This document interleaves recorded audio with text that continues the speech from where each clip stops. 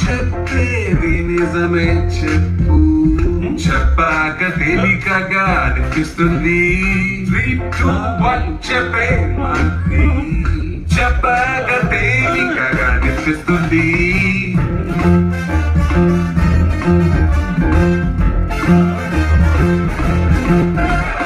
మనసు తిప్పి నువ్వు పాట పాడు, గంతులు వేస్తూ నువ్వు డాన్స్ చేయి. Come on, ఇంకా గట్టిగా అరుస్తూ చెప్పందరికి పైన